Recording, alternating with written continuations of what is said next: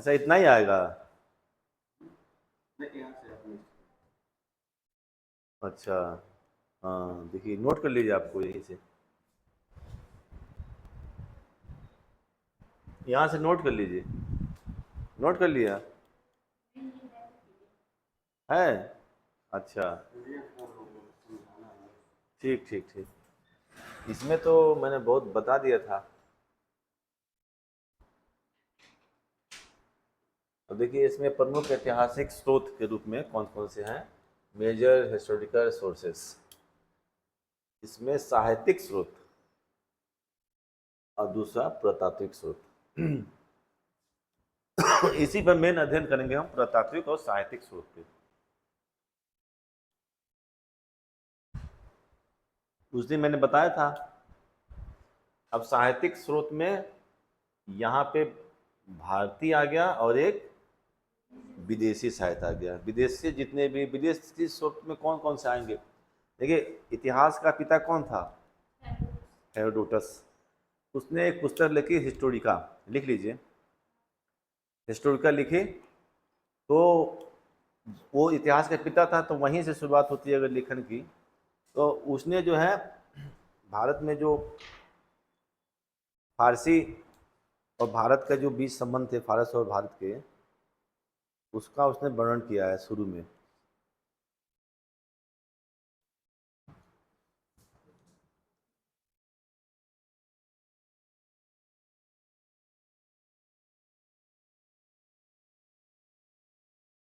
और भारतीय साहित्य में आ गया धार्मिक साहित्य।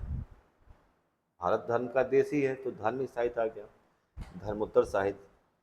तो धार्मिक साहित्य में ब्राह्मण साहित्य, बौद्ध साहित्य और जैन साहित्य, ये तीन हो गए। अभी इसको छोड़ देते हैं, इसी को देखें अगर, तो ब्राह्मण साहित्य के अंतर्गत क्या क्या आएंगे? सभी वैदिक ग्रंथ। भूल जाते हो आप लोग, याद है? इस स्रोत का मतलब क्या है? क्या इससे क्या पता चलेगा? क्यों हम पढ़ते हैं इसको? रामायण महाभारत पढ़ के हमको क्या पता चलेगा? आखिर इसको क्यों अध्ययन करेंगे? इतिहास में क्यों पढ़ेंगे? धार्मिक लोग तो पढ़ेंगे, लिखा भी है कि धार्मिक साहित्य है। आपको क्या मतलब है पढ़ने का?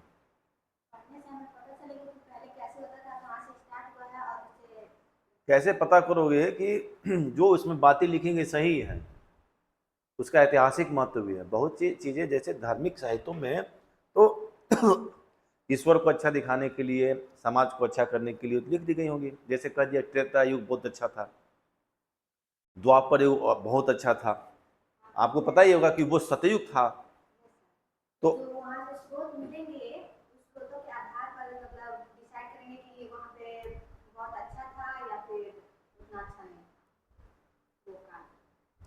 साहित्य को जब हम पढ़ेंगे, धार्मिक साहित्य को, तो फिर हम धार्मिक साहित्य को पढ़ते समय धर्म की भावनाओं को अलग कर देंगे।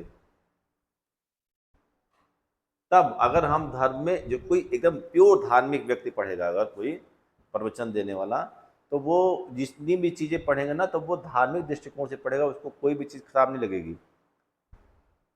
अगर सीता को वनवास हो गया और चली गई, राम का वनवास हो गया, तो लगेगा नहीं अच्छा हुआ, राम को वनवास में जाना ही था, तभी तो सब कुछ होता। क्योंकि ये देखना पड़ेगा कि राम को वनवास हो गया, राम चले गए, साथ में लक्ष्मण भी गए, सीता भी गई, सीता का हरण भी हो गया, परीक्षण भी हो गया, तो क्या समाज में स्थिति थी कि समाज का सबसे बड़ा प्रतापी राजा की पत्नी का अपहरण हुआ, फिर वो आई तो उसे अग्नि परीक्षा देनी पड़ी? अगर लक्ष्मण का अपहरण हो गया होता, अब वो लंका में जो है 10 साल रहते, 5 साल रहते, उनका तो अग्नि परीक्षण नहीं होता। तो महिलाओं की स्थिति ऐसी थी कि उन्हें बार बार परीक्षाओं से गुजरनी पड़ती थी। सीता की परीक्षा तो इसीलिए किया गया कि क्या शुद्ध है, क्या शुद्ध है। ये बात पुरुषों पर नहीं लागू थी। यानी कि कहीं ना कहीं स्त्रियों के साथ कुछ अलग व्यवहार होता था। आप देखोगे कि राजा जितने भी थे पुरुष वर्ग थे, महिलाएं नहीं शासन करती थी। हाँ, फिर सत्तात्मक था। और उसमें देखो, पिता का इतना अधिकार था कि पिता अपने जीवन काल में सबसे बड़े जो है बेटे को युवराज घोषित कर देता था। राम को युवराज घोषित किया गया। आप देखो कि राजा का इतना अधिकार था कि जनता किसको चाहती थी राजा बनाना? राम को। जनता तो रो रही थी ना, गा रही थी, पीछे पीछे गई चित्रकूट तक, लेकिन जनता की बात नहीं सुनी गई। राजा ने तय कर लिया। राजा ने रानी को वचन दिया था ना, राजा ने जनता को तो वचन दिया नहीं था। और राजा को जो भी प्राप्त होता है, शक्ति, बल, कृषि कार्य, जो भी सेना, सब तो जनता से प्राप्त होती थी, लेकिन उत्तरदायी वो जनता के प्रति हैं। मोदी जी को अगर पाकिस्तान से लड़ाई चल रही है और उनके घर में कोई बात हुआ, उनको कोई पकड़ ले और कहे नहीं इनको मार देंगे, लड़ाई बंद कर दो, तो वो बंद कर देंगे। उनको जनता ने चुना है ना, उनको 1.25 करोड़ जनता का हिफाजत करना है, तो वो नहीं मानेंगे। आज की परिस्थिति में नहीं मानेंगे, लोकतंत्र है ना, नहीं मानेंगे, क्योंकि जनता विद्रोह करेगी, जनता सरकार भी गिरा सकती है अगली बार, चाहे इसी बार कुछ दल हट जाएंगे कि आप गड़बड़ कर रहे हो। तो राजा सर्वोपरि था, ये हमको उसमें पढ़ना है। हमको दशरथ और राम की कहानी नहीं पढ़ना है।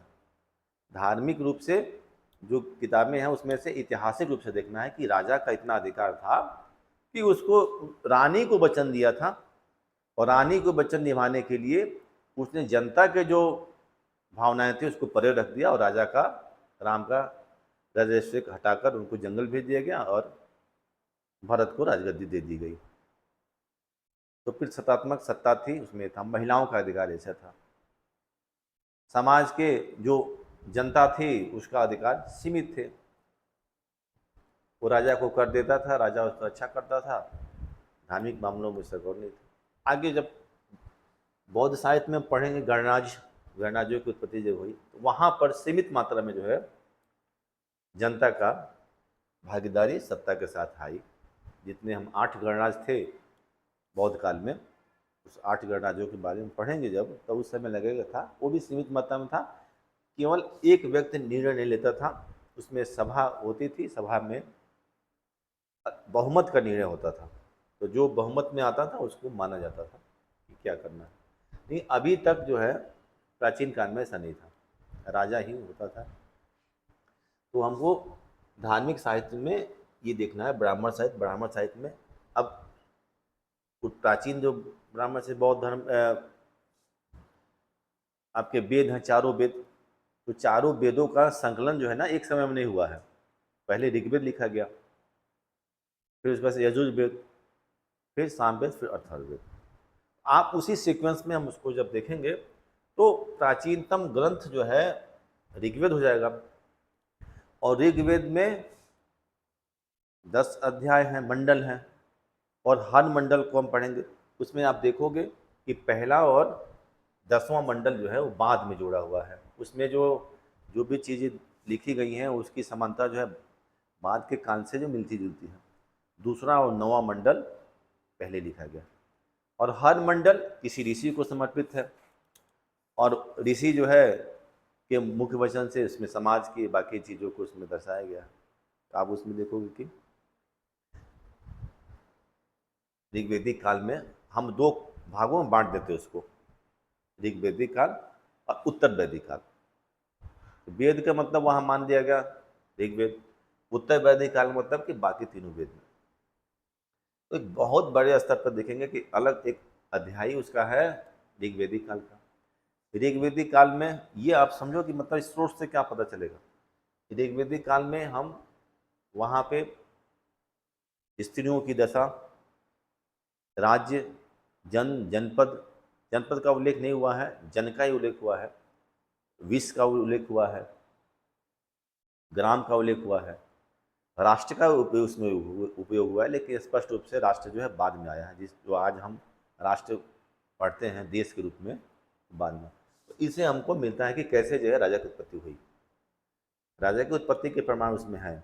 अब उसमें कैसे राजा पहले जो था वो सामान्य जो जनता थी उसका जो है वो युद्ध के समय चुना जाता था युद्ध करने के लिए, और सामान्य जन के बराबर भी उसकी थी स्थिति युद्ध के समय उसकी अच्छी होती थी, वो श्रेष्ठ था, और बाकी सब उसको सपोर्ट करते, सभी जन धीरे धीरे। और राजा को जो है उसके दैनिक कार्यों के लिए भाग, भोग और बलि के रूप में कर मिलता था, अनिवार्य नहीं था। ये हम देखेंगे ऋग्वेदिक काल में कि कोई अनिवार्य कर वो नहीं था, लोग उसको जो है पहुंचाते थे दैनिक जीवन के लिए। कोई उसको फल दे रहा है, कोई अनाज दे रहा है, कोई कुछ दे रहा है।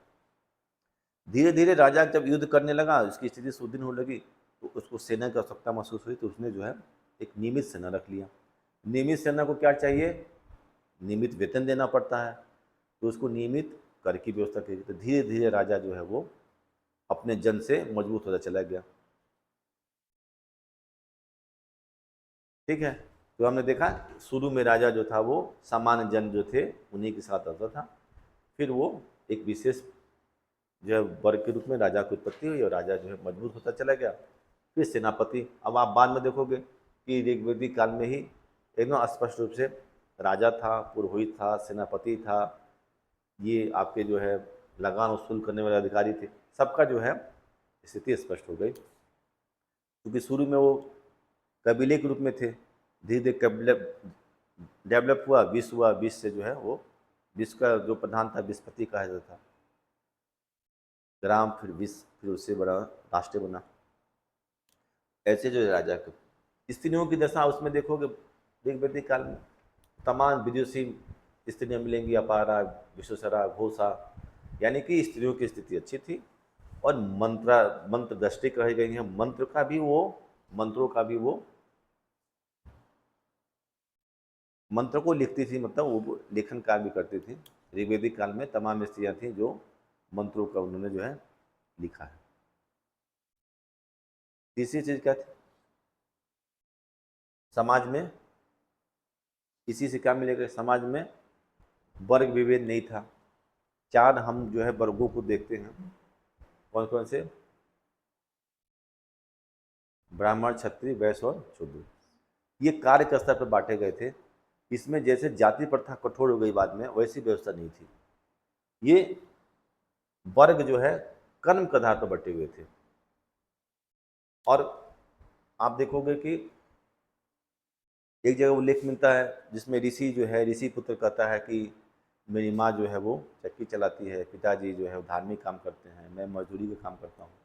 यानी कि कार्यों का बंटवारा जो है, एक ही परिवार के थे, सब ब्राह्मण थे, लेकिन वो अलग अलग काम करते थे, तो अलग अलग कैटेगरी में उनको देखा गया। तो वो जो निर्दिष्ट काम करता था उस वर्ग में रखा था।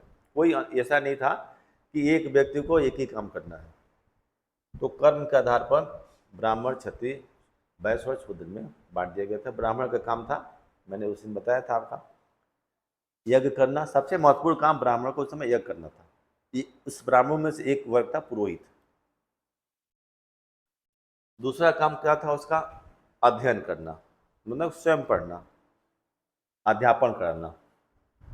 ठीक है, दान देना, दान लेना, दान भी देते थे और भारी मात्रा में दान लेते थे।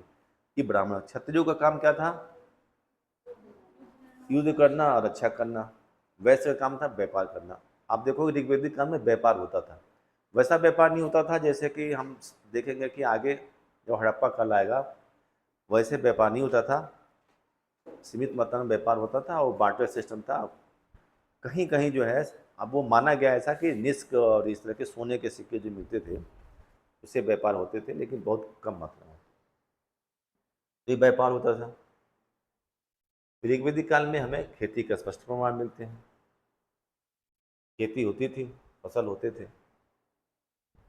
उसके बाद से इसमें भी उल्लेख है कि टीडियों का जो है वो आते थे, टीडी खत्म कर देते थे।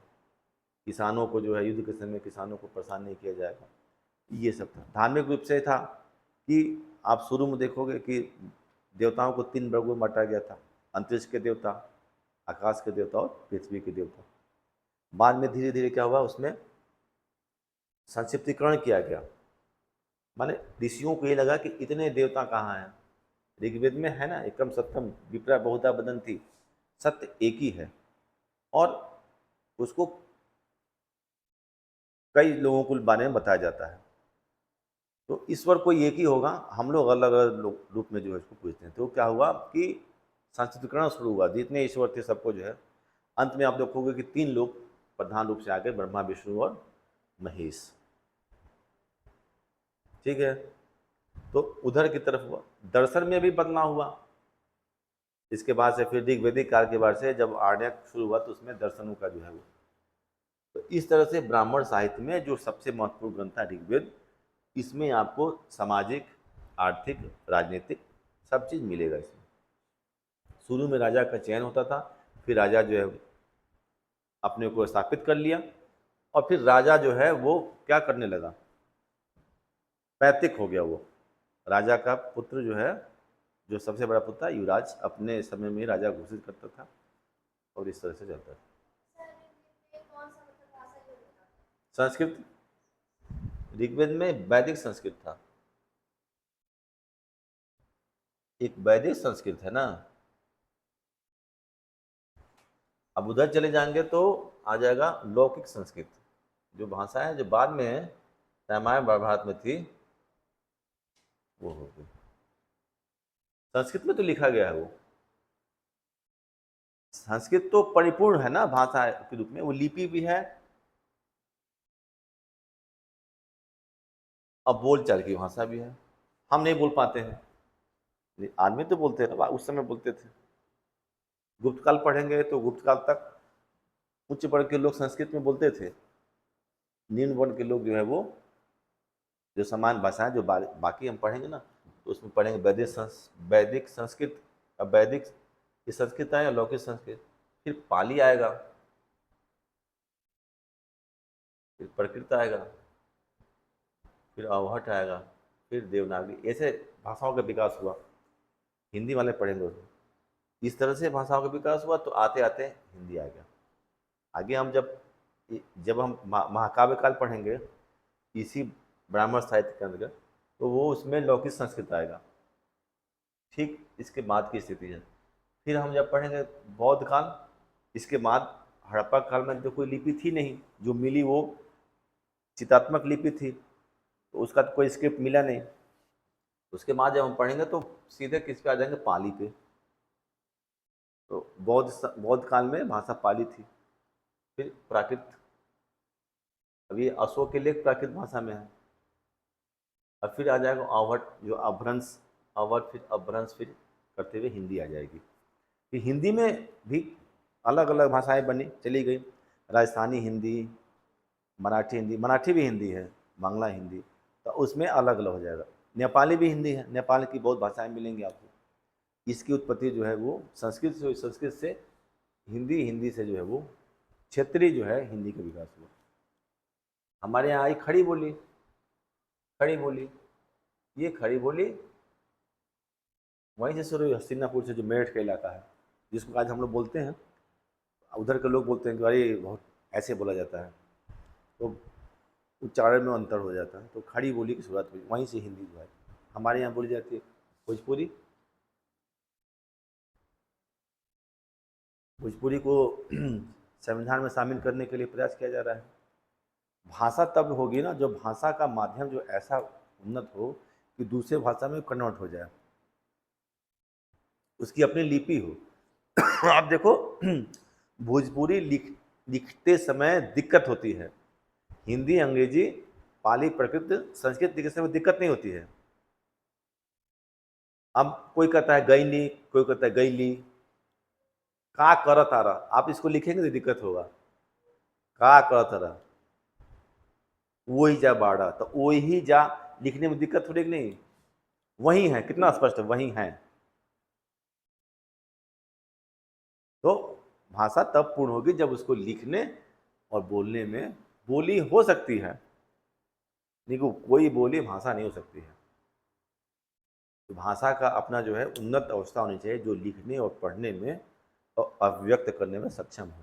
तो भोजपुरी बोलने में तो सक्षम है, अभिव्यक्त भी कर लेते हैं, लेकिन अब वो लिखना हो ही जा, अब हो ही जा लिखोगे तो कोई हो ही जा लिखेगा, कोई हो जा लिख देगा, कोई ऐसे, ये होता है। तो ये ब्राह्मण साहित्य जो थे वो वैदिक संस्कृत में थे, संस्कृत कहिए, क्योंकि ये लौकिक संस्कृत से अलग करने के लिए इसको वैदिक संस्कृत नाम दिया गया।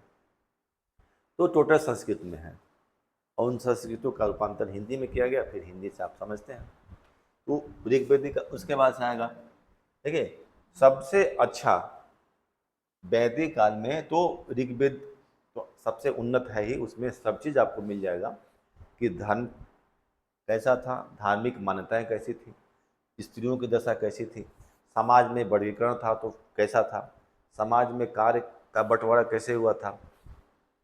लेकिन राजनीतिक रूप से अगर हम देखें, ऐतिहासिक रूप से, तो सबसे अच्छा जो है वो वेद अथर्ववेद है। सबसे अच्छा वेद किस दृष्टिकोण से? ऐतिहासिक दृष्टिकोण से, ठीक है। जबकि उसमें ज्यादातर किसके बारे में लिखा गया है? अथर्ववेद में किसके बारे में लिखा गया है? जादू टोना, सामाजिक मान्यताएं, बाकी जो चलती हैं लोकल मान्यताएं, उसमें बारे में लिखा गया है। लेकिन उसमें राजा के बारे में, राज्य के बारे में, राष्ट्र के बारे में, राजाओं के बारे में, कौन सा राजा कहाँ था, सबके बारे में उसमें उल्लेख किया गया है। तो सबसे ज़्यादा हमको ऐतिहासिक दृष्टिकोण से अथर्ववेद में मिलता है।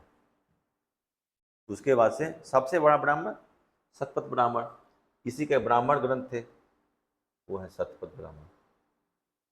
शतपथ ब्राह्मण में कृषि कार्य का स्पष्ट वर्णन मिला है, राजाओं का वर्णन मिला है उसमें, ठीक है। पृथ्वी की उत्पत्ति का, पृथ्वी कैसे जो है वो खत्म हो गई, फिर विष्णु ने जो है उसको बराह रूप में पृथ्वी के ऊपर निकाला, जल प्लावन की घटना जिसको कहते हैं। इसका ऐतिहासिक महत्व नहीं है, लेकिन वो उसमें धार्मिक महत्व है, वो जो भी कि पृथ्वी पूरी जो है वो क्या हो गई, जलमग्न हो गई। और जलमग्न हो गई तो विष्णु ने बराह अवतार लिया, अवतारवाद पढ़ते हैं ना हम लोग, और उसने जो है उसको ऊपर निकाला। बड़ा नहीं, मत्स्य अवतार पहला होता था, मत्स्य तब बड़ा होगा। और उसने जो है जल से ऊपर पृथ्वी को निकाला। तो शतपथ ब्राह्मण में जो है पूछा जाता है कभी कभी, जल प्लावन की घटना का वर्णन किस में है? शतपथ ब्राह्मण में। शतपथ ब्राह्मण में कृषि कार्य के सभी पद्धतियाँ जो थी उसका उल्लेख है, बुआई करने का, कटाई करने का, मड़ाई करने का, और उसको प्रिजर्व रखने का। ये ब्राह्मण ग्रंथ है। तो ब्राह्मण साहित्य में सबसे महत्वपूर्ण ऋग्वेद, फिर आपका आता है, नहीं ऋग्वेद कौन आएगा, यजुर्वेद। यजुर्वेद में पूजा पाठ का ज़्यादा वर्णन है, उसमें यज्ञ करने का, कराने का, ये सब। सामवेद तो, सामवेद का ज़्यादातर हिस्सा जो है वो ऋग्वेदिक काल का ही है, ऋग्वेदिक से मिलता जुलता है। कुछ उसके अनुसार उसमें गायन है, उसमें आप जब आगे हम पढ़ेंगे उसमें छंद अलंकार इस सब का प्रयोग हुआ है। और सबसे लास्ट में अर्थावेद। ब्राह्मण साहित्य में उसके बाद से आएगा आपका आरण्यक। आरण्यक से क्या पता चलेगा, दर्शन के बारे में, और उसमें बाकी जो वार्तालाप हैं ऋषियों के बारे में उसका। आरण्यक के बाद ब्राह्मण ग्रंथ। ब्राह्मण ग्रंथों में ऐतिहासिक सामग्री मिलती है। ब्राह्मण ग्रंथ जो थे, वेदों के, हर वेदों के ब्राह्मण ग्रंथ है। तैत्तिरीय ब्राह्मण है, शतपथ ब्राह्मण है, कौस्तुकी ब्राह्मण है, ये ब्राह्मण ग्रंथ लिखे गए थे। उसमें चूंकि ये बाद के लिखे गए हैं तो उसमें ऐतिहासिक साक्ष्य आपको मिलेंगे। तो ऋग्वेदिक और बाकी वैदिक काल के जानने का स्रोत ब्राह्मण ग्रंथ में जाएंगे। उसके बाद से आएगा उपनिषद। उपनिषद में सभी धार्मिक और दार्शनिक चर्चाओं का उसमें है, ठीक है। उपनिषद सबसे अंतिम रचना है वैदिक काल की। वैदिक युग की सबसे अंतिम रचना क्या है? उपनिषद है। तो उपनिषदों में आपको जितने भी दर्शन संबंधी चीज़ें मिलेंगी वहीं आपको मिलेगी। बाद में आप दर्शन पढ़ोगे तो वो वहीं से शुरुआत हुई।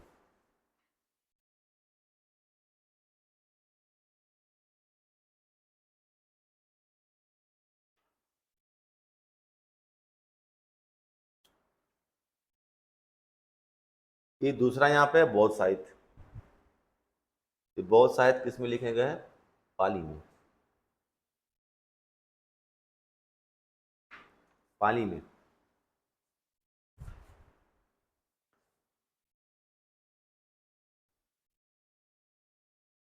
बौद्ध साहित्य में क्या है सबसे महत्वपूर्ण रचना? जातक ग्रंथ। जातक ग्रंथ, जातक ग्रंथ कौन सा था?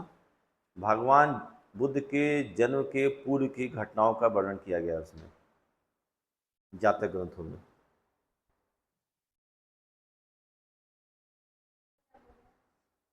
जातक ग्रंथ जो थे वो, इसमें भगवान बुद्ध के जन्म के पूर्व की घटनाएं का वर्णन किया गया कि हाँ, कि वो कैसे कैसे जन्म हुआ, पूर्व जन्म में क्या थे।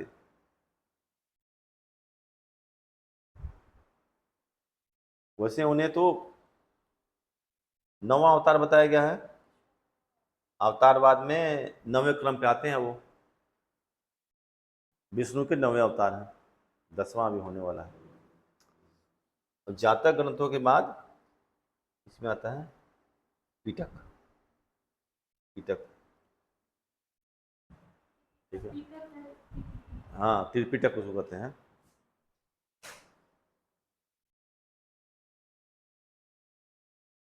सूत्र पिटक, विनय पिटक, अभिधम पिटक, 3 पिटक। विनय पिटक में भगवान बुद्ध के जो दर्शन है,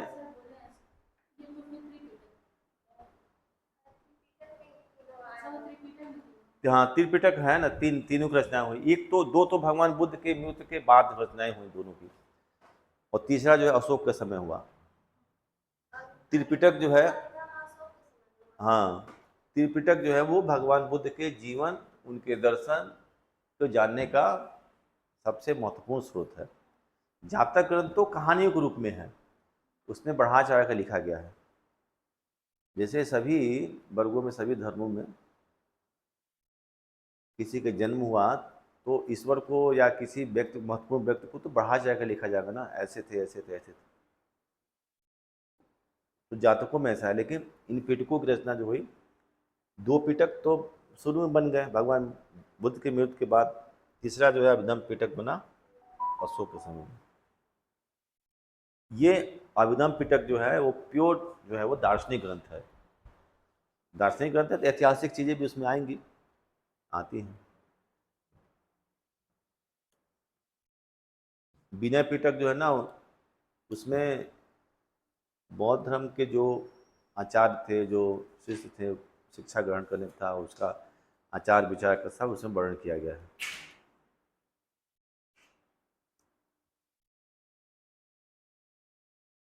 अब यह है जैन साहित्य।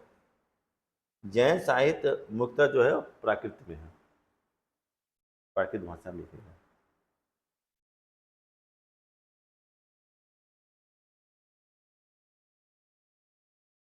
ये पूछता है किस भाषा में लिखे गए हैं, प्राकृत। ये दोनों भाषाएं कहाँ चलती थी, किस क्षेत्र में थी? पाली और प्राकृत किस क्षेत्र में थी? बिहार में। हाँ, तो दोनों को तो वहीं थे ना, भगवान बुद्ध का भी जन्म वहीं हुआ, और भगवान महावीर का जन्म हुआ। हाँ,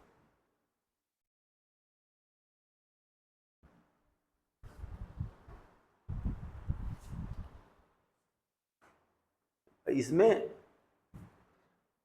एकमात्र जो ईश्वर के रूप में स्वीकार किया गया भगवान बुद्ध थे। इसमें अवतार हुआ, 24 अवतार हुआ था ना।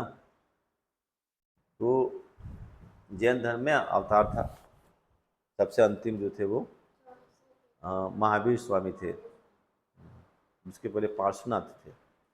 ऐतिहासिक रूप से जो मिलता है जिसका वो, बाकी तो ऋग्वेदिक काल तक चढ़ जाता है प्राचीनता उनकी। सबसे पुराने ऋषभनाथ, और हाँ, ऋषभनाथ, ऋषभदेव, और 23वें जो थे वो पार्श्वनाथ, जिनका जन्म वाराणसी में हुआ था। ये आपको ऐतिहासिक रूप से जब हम महाजनपद पढ़ेंगे उसमें आ जाएंगे वो। और अंतिम जो है 24 तीर्थंकर जो थे वो। क्वेश्चन इसमें कैसे बनेगा? क्वेश्चन ऐसे बनता है, कौन अवतार थे, पार्श्वनाथ की शिक्षाओं, अब उसमें आ जाएगा कि निम्नलिखित में से कौन सी एक अतिरिक्त शिक्षा का वर्णन महावीर स्वामी में मिलता है, नीचे 4 देगा, उसमें से एक जो जुड़ा हुआ रहेगा वो ऐसे होगा। ये कौवे अवतार थे, या बुद्ध की ऐसी जैन की अन्य शिक्षाओं, इनकी शिक्षाओं में क्या अंतर था, आत्मा को मानते थे कि नहीं मानते थे, यही सब आएगा और क्या आएगा। जब जैन धर्म पढ़ेंगे तो देखेंगे वहाँ पे।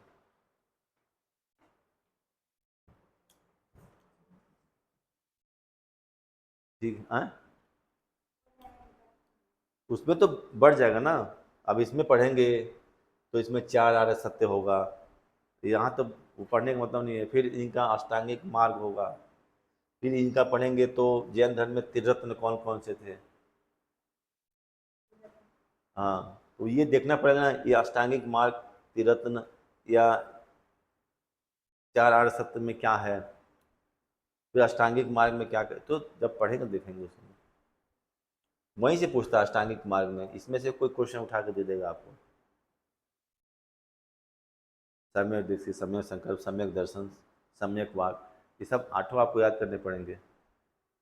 फिर द्वादश निदान चक्र है इसमें, भगवान बुद्ध में, इसमें 12 चक्र है।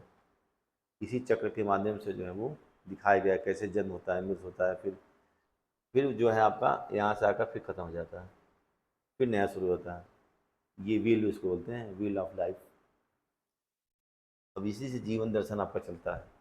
जब इसको वहाँ पढ़ेंगे तो देखेंगे, साहित्य में तो इतना देखना नहीं, जब जैन धर्म को पढ़ेंगे, बौद्ध धर्म को, उस समय देखेंगे। फिर फिर त्रिरत्न था, फिर इसमें मोक्ष का क्या मतलब है, इसमें मोक्ष कैसे प्राप्त होता है, फिर देखेंगे कि बौद्ध धर्म को, भगवान बुद्ध को जो है वो प्रच्छन्न जो है, शंकर को प्रच्छन्न बौद्ध कहता था। शंकर से क्या तुलना इनकी है, क्या ऐसा था कि शंकर से, अब जैसे शंकर भी मानते थे, जैसे होता है ना, सा विद्या या विमुक्ति, विद्या से विमुक्ति मिल जाती है, मुक्त हो जाता है आदमी। बौद्ध धर्म क्या कहता है कि मोक्ष हमको जो है अपने जीवन काल में प्राप्त हो सकता है। शंकर भी ये कहते हैं कि मोक्ष कब प्राप्त होगा, जब ज्ञान प्राप्त हो जाए। कौन सा ज्ञान प्राप्त हो, तब वो ज्ञान प्राप्त हो, ब्रह्म सत्य जगत मिथ्या ब्रह्मो जीवे ना परो, इस बात का ज्ञान हो जाए कि ब्रह्म सत्य है, जगत मिथ्या है, अब ब्रह्म और जीव में कोई अभेद नहीं है, दोनों एक ही हैं, उसका रूप अलग अलग है। तो बाद में देखेंगे उसको, तो वो क्वेश्चन वहाँ से बन सकता है कि बौद्ध धर्म, भगवान बुद्ध और शंकराचार्य में समानता के स्तर पर क्या था, उसमें एक लाइन दे देगा नीचे। फिर बौद्ध आत्मा को कैसे मानता है, वहाँ से क्वेश्चन, क्या अनात्मवाद था, क्या बौद्ध जो थे वो, भगवान बुद्ध ईश्वर को मानते थे कि नहीं मानते थे। ये क्वेश्चन जब पढ़ेंगे तो अपने आप बनता चला जाए। फिर जैन धर्म बौद्ध धर्म में क्या अंतर था। अब देखो, ये मीन मार्ग पे चलते थे, मध्य मार्ग पे, इनका जो है वो एकदम एब्सोल्यूट एक तरफा था। जीवों की हत्या नहीं करना है तो खाना 4 बजे खा लेना है, चलते समय देखना है, कृषि कार्य नहीं करना है। अब वहीं से क्या हुआ कि जैन ज़्यादातर व्यापारी हो गए, व्यापार में कौन बनना है, सामान ढोकर वहाँ ले जाना है, सामान वहाँ से। बौद्ध धर्म मध्य मार्ग पे था कि न तो हमको अतिशय त्याग करना है, और नहीं तो अतिशय हमको भोग विलास बनाना है, अपने जीवन के लिए जितनी चीज़ें उसको लेकर चलना है। अब भगवान बुद्ध के बाद भी इसमें अनेक दार्शनिक आए उनकी चीज़ों को आगे ले जाने के लिए। जैन धर्म में वही खत्म हो गया, तो बौद्ध धर्म थोड़ा सरल था। अब उसमें देखेंगे कि बौद्ध धर्म का नवीकरण के क्या प्रभाव पड़ा, व्यापार को क्या प्रभाव पड़ा। जैसे किसी चीज़ को आप थोड़ा सा,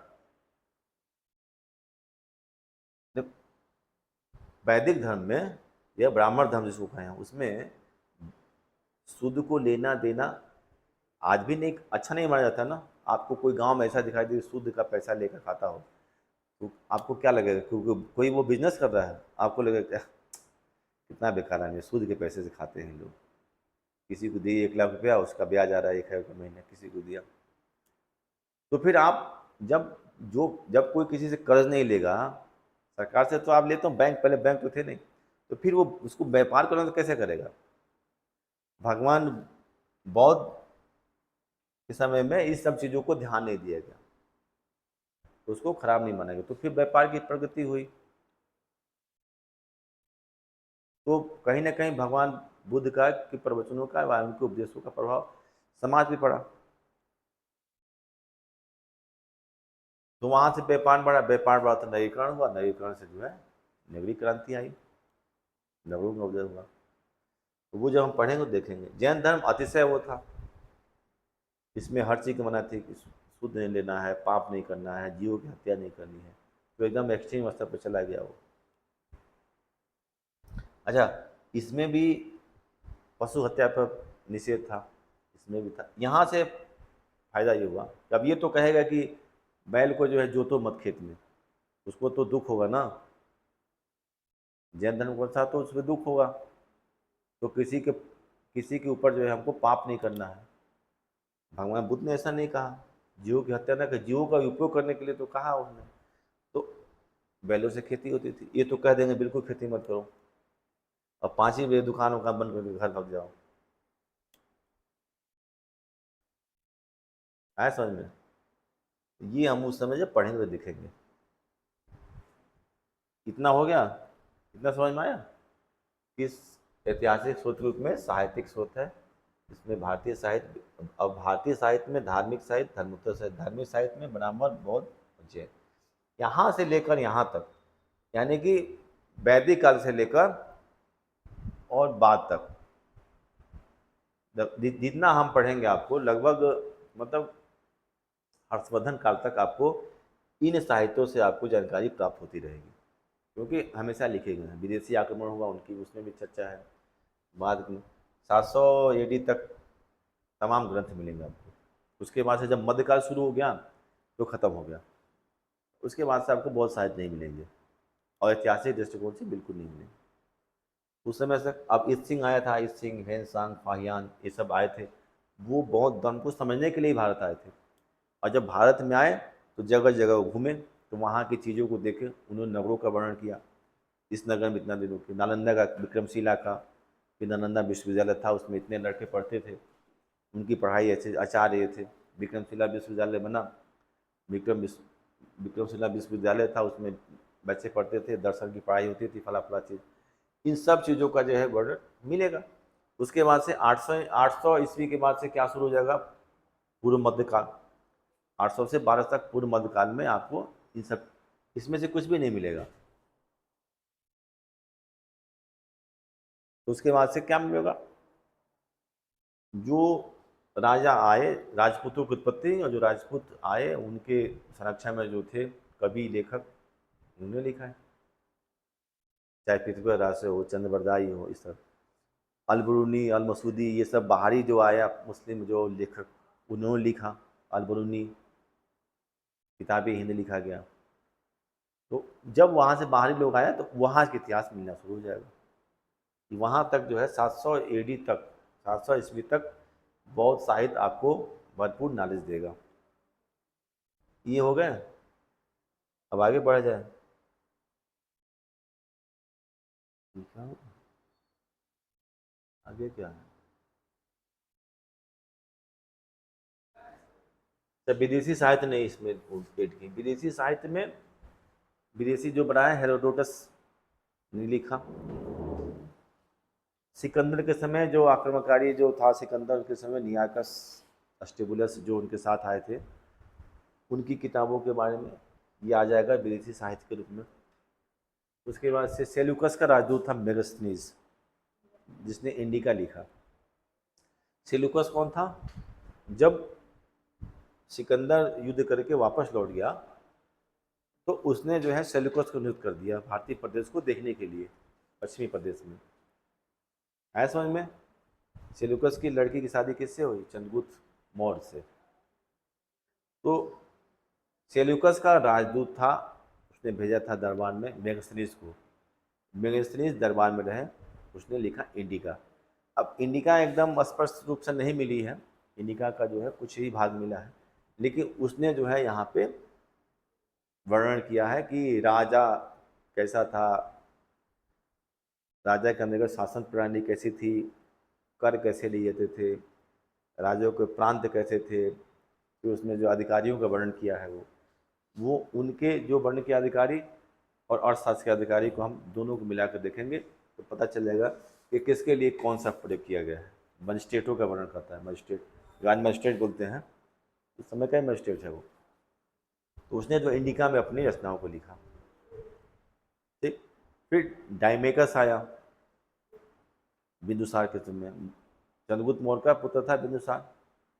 फिर डायनोसियस आया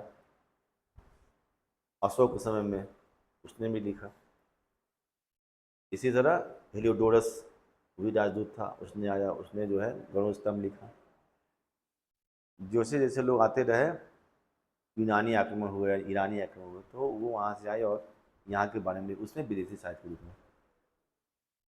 बाद में गुप्त काल में फाहियान आया, फाहियान ने अपना विवरण लिखा, चीन चला गया, फिर वहाँ से वो चीनी भाषा में लिखा तो वो उसके स्रोत रूप में आया। वेनसांग आया, वेनसांग यहाँ 18 साल रहा, उसने जो है सारे नगरों का वर्णन किया, चारों ओर घूमा, बौद्ध धर्म, वो हर्षवर्धन के साथ जो है प्रयाग भी गया था, तो उसने सब वर्णन किया कि कैसे प्रयाग में जो है वो कुंभ लगता था और 12 साल बाद होता था। हर्षवर्धन वहाँ गए और सब कुछ हो किए, हर्षवर्धन की युद्ध, बाकी चीज़ें, अन्य राज्यों का वो विवरण, पूरा उत्तर भारत घूमते हुए, पेशावर होते हुए आए, वहाँ का सब वर्णन किया। तो ये विदेशी साहित्य के रूप में है। इसी क्रम ईत्सिंग आए थे, ईत्सिंग भी तो वो क्या था, चीनी यात्री था, उसने भी वर्णन किया। 700 ईस्वी के आसपास आया था, तो 700 ईस्वी के आसपास का उसने वर्णन किया। दक्षिण भारत में भी गया, वहाँ वर्णन किया। फिर बाद में जो मैंने बताया, जब मुस्लिम आक्रमण हुआ तो उसके समय अल-बरूनी आए, अल-मसूदी आए, तो इन लोगों ने जो है अपनी रचनाओं में भारत के बारे में लिखा। तो ये विदेशी साहित्य में लोग आ जाएंगे सब। जो बाहर से आए, राजदूत के रूप में आए या घूमने आए, उन्होंने जो किताबें लिखी या जो देखा इतिहास का, तो वो विदेशी स्रोत में आ जाएगा। ठीक है। बाद में मध्यकाल में बहुत लोग आएंगे, पूछा जाता है, ये भी पूछा जाता है निकतीन कहाँ आए थे, किसके दरबार में गए थे, अल बरूनी किसके दरबार में आए थे, अल मसूदी कहाँ आए थे, अब्दुल रज्जाक कहाँ आया था, है ना। सबसे महत्वपूर्ण मध्यकाल के इतिहास जो है वो यात्रियों के राजकुमार इब्न बतूता, वो कहाँ आया था। इब्न बतूता ने डहेलिया लिखा, घूमते हुए फिर वो भाग गया, उसको चीन भेजा गया था, तो कोई पत्र लेकर जाने वाला था चीन, तो वो पत्र जो है गायब हो गया, तो वो जो है आया नहीं यहाँ पे। यहाँ पे एक पागल शासक था मुहम्मद बिन तुगलक, उसी ने भेजा था, तो वहाँ से वो भाग गया सीधे। तो उसने अपनी यात्रा वृत्तांत डहेलिया में लिखा। तो ये सब पूछेगा कौन किसके दरबार में आया था, किसके समय में आया था। ठीक है, तो ये विदेशी साहित्य में है। अब आगे इन्होंने चेंज कर दिया है, अब आ गया पुरातात्विक स्रोत। अभी इतिहास को जानने का सबसे बढ़िया जो स्रोत है वो पुरातात्विक स्रोत है, और उससे हम ये जान पाते हैं कि जो किताबों में चीज़ें लिखी गई हैं वो थी कि नहीं। अगर वर्णन किया गया है कि ऐसे ऐसे था, हम इस अस्त्र का प्रयोग करते थे, ये महल था, ये राजा था, तो उत्खनन होगा तो वहाँ चीज़ें मिलेंगी, तो पुरातात्विक स्रोत के रूप में। और विशेषकर जब हमारे पास लिखित सामग्री नहीं थी, जैसे सबसे पहली जो नगरीय क्रांति हमारी थी हड़प्पा, उसके पहले जो प्रस्तर युग था, ठीक है, प्री हिस्ट्री, प्रोटो हिस्ट्री, इन दोनों को जानने का सबसे महत्वपूर्ण साधन क्या है, उत्खनन सामग्री है। ये अभिलेख तो बाद में आए, अभिलेख नहीं मिले पहले, ये बाकी मिले, सिक्के भी नहीं मिले, हड़प्पा काल में तो मिले हैं लेकिन वो कलाकृतियाँ। अब ये तो अब अशोक के समय से शुरू होता है मिलना, उसके पहले प्रस्तर अभिलेख आए। और जो हड़प्पा में लिपि मिली है वो पढ़ा नहीं गया है, उसको चित्रात्मक लिपि है, वो चित्र के माध्यम से उसमें बताया गया है कि ये हो रहा है। तो स्मारक और भवन, सिक्के और कलाकृतियाँ सबसे महत्वपूर्ण कलाकृतियाँ हैं। ये कलाकृतियाँ हमको कब से मिलना शुरू हो जाती हैं? पूरा पाषाण काल से यहीं से मिलना शुरू हो जाती है। सबसे प्राचीनतम कोई तात्विक स्रोत है वो क्या है? कलाकृतियाँ हैं। अब शुरू में हमको क्या मिला? औजार मिले पत्थर के। तो उससे पता चला कि मनुष्य जो है डेवलप कर रहा था, तो उसको औजार की आवश्यकता हुई, और औजारों के जो बनने के क्रम है उसमें शार्पनेस आता गया। तो उससे पता चला कि उसकी बौद्धिक क्षमता बढ़ती जा रही थी, उसकी आवश्यकता बढ़ती जा रही थी, और उसने जो अपने को ऐसे ऐसे जो है वो चेंज किया, वहाँ तक लाया। फिर उसमें आपको मिलेगा चित्रकला। चित्रकला चित्रकला में पाषाण काल में तमाम चित्रकलाएं मिली हैं, जिस पर पूरा पाषाण काल के मानव ने जो है उसको उकेरा है, अपनी चीज़ों को जो देखा होगा, जो समझा होगा, उसको उकेरा। उससे पता चलता है कि उस समय सामूहिक नृत्य था, सामूहिक रहने की व्यवस्था थी, शिकार करके आखेट करते थे। अब धीरे धीरे झोपड़ी फोपड़ी बनाना शुरू किए थे, उसमें बनाया गया है, चित्र बनाया गया। जानवरों से किन किन जानवरों से संपर्क था, ये सब बनाया गया है।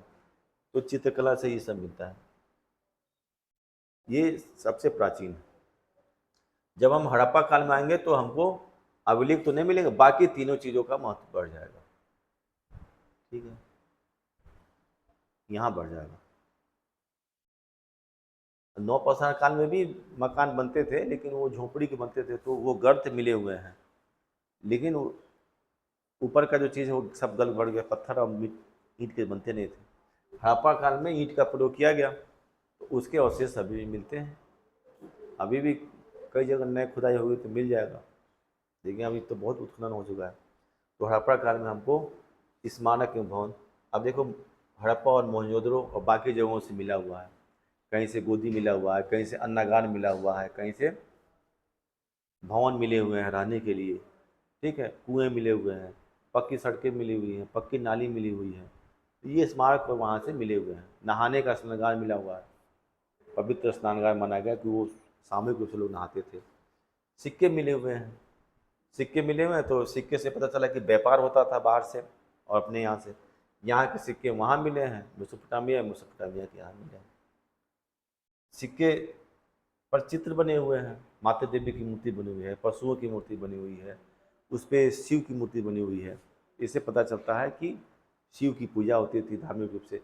नदियों का है, नदियों की पूजा होती थी। स्त्री को मिला हुआ है, तो स्त्रियों का जो है महत्वपूर्ण स्थान था। सिक्कों से पता चला कि ऐसे ऐसे व्यवस्था थी। अब यहाँ कलाकृतियाँ मिली हुई हैं वहाँ पे, उसमें मृदभांड मिले हुए हैं, यानी कि वहाँ जो है मिट्टी के बर्तन का प्रयोग होता था, खाना बनता था।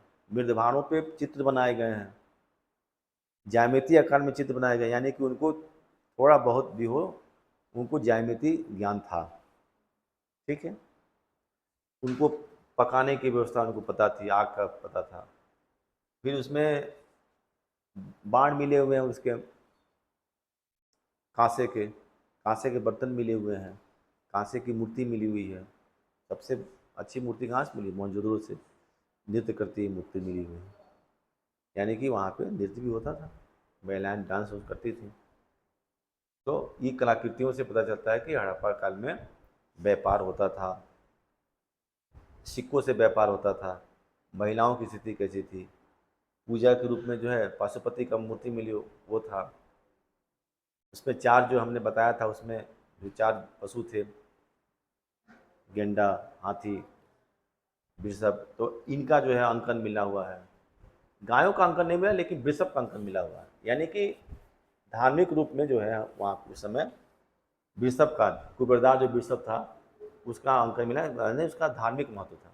आर्थिक महत्व नहीं, आर्थिक महत्व तो बैल होंगे, जोतते होंगे, उसका था। तो इस कलाकृतियों से ये पता चलता है कि ऐसी ऐसी व्यवस्था थी। अब अभिलेख अशोक के समय से मिलना शुरू हुआ, तो अभिलेखों के माध्यम से हम साहित्यिक स्रोत और अभिलेखों को एक साथ मिलकर देख सकते हैं कि क्या चीज़ें सही हैं। अशोक के समय में कितने राष्ट्र थे, कौन कौन से ऐसे पदाधिकारी थे, राजा का क्या वो था, राजा बौद्ध धर्म कब ग्रहण किया। ठीक है, जहाँ जहाँ अभिलेख मिले वहाँ वहाँ तो उसका अधिकार जरूर रहा होगा, उससे उसका सम्मान निर्धारण कर लेते हैं कि वो बंगाल से लेकर और अफगानिस्तान तक और दक्षिण में जो है आपके कर्नाटक से लेकर और उत्तर में कश्मीर तक उसका राज था। उसके अवशेष मिले मिले उत्तराखंड से मिला हुआ है कालसी अभिलेख,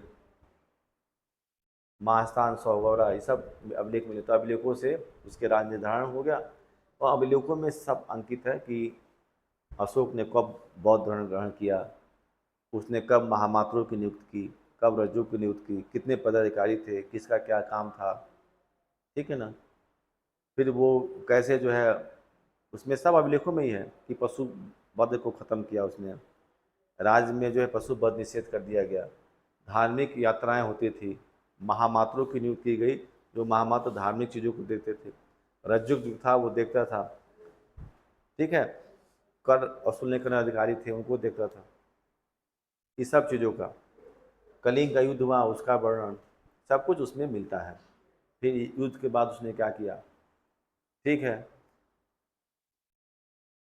धर्म के प्रसार करने के लिए उसने जो है अपने धार्मिक लोगों को जगह जगह भेजा, उसका भी वर्णन है।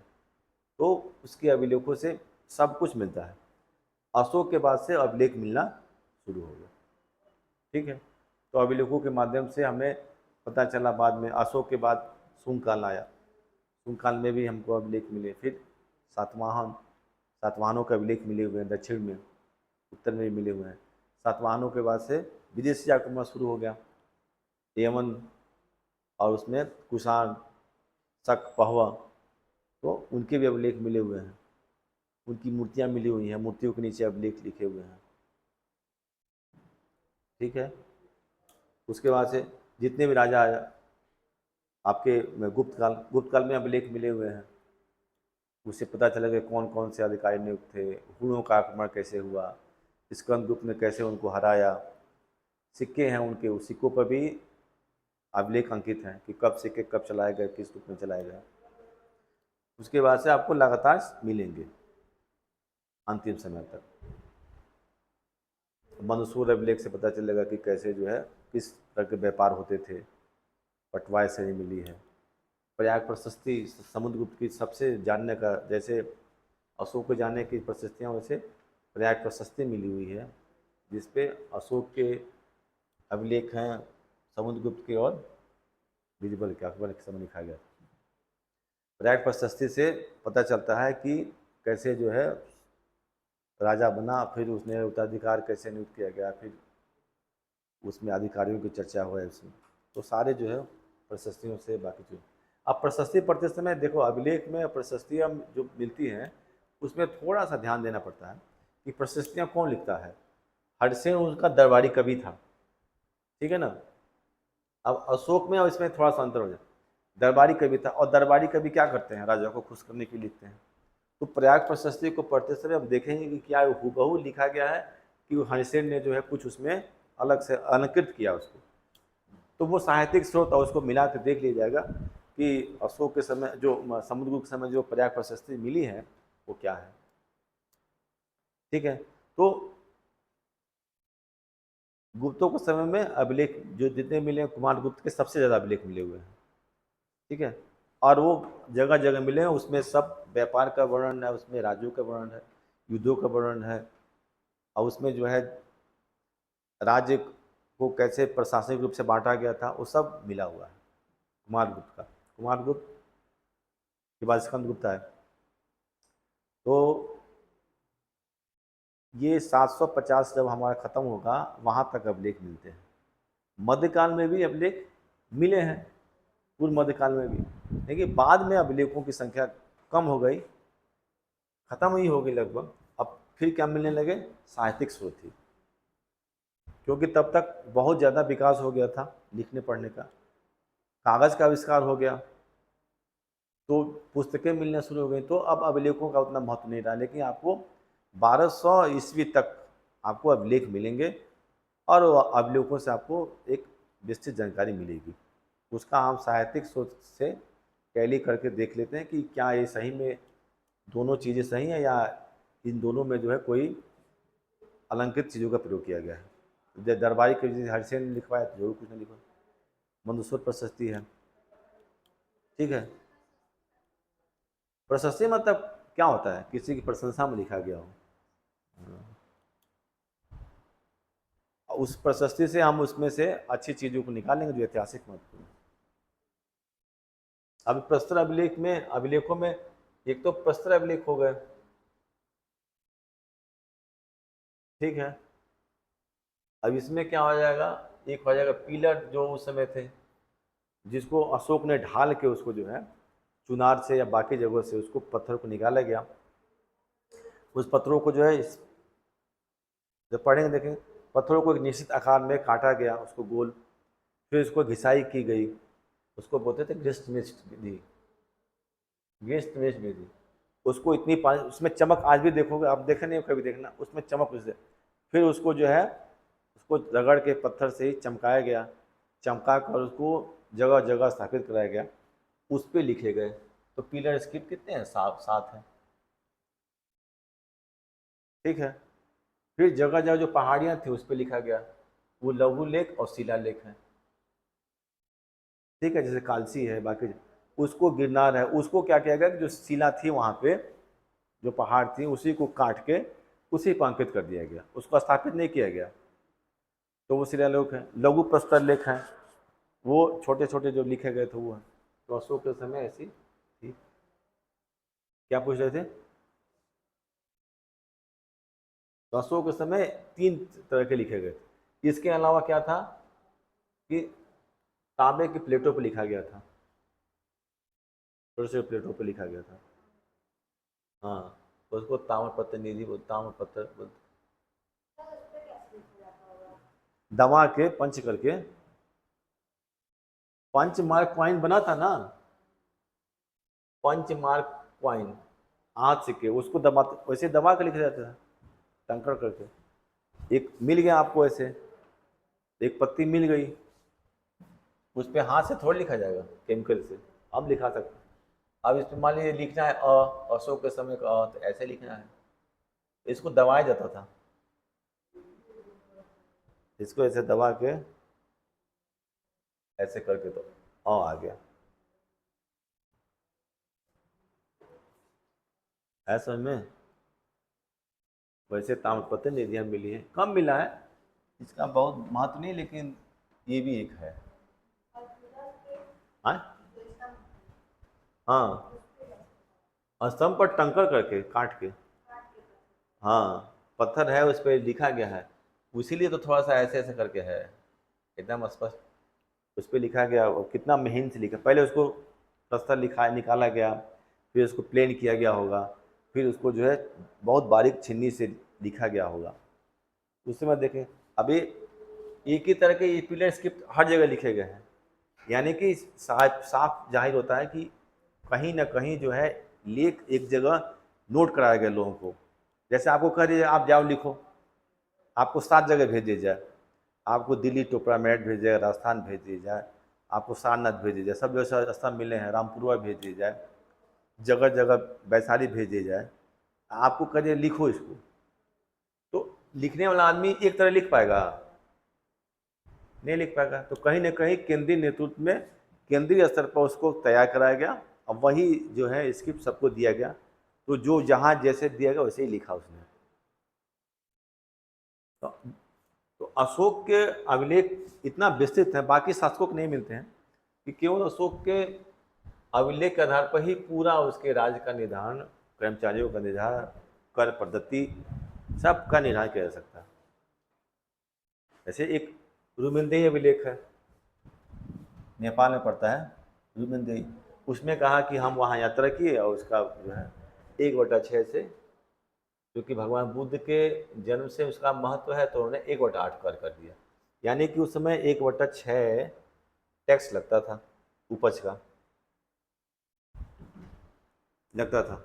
अब उपज का बाद में हम देखेंगे, ये भी कोई बनाया है कि कौन सा शासक, क्या शासक इसको जो है अनाज के रूप में लेता था या पैसे के रूप में लेता था। ठीक है, ये देखेंगे। नगद भी लेता था, आप अनाज को लो बेच दो बाजार में, अब उससे पैसा जमा करो, एक रुपये से।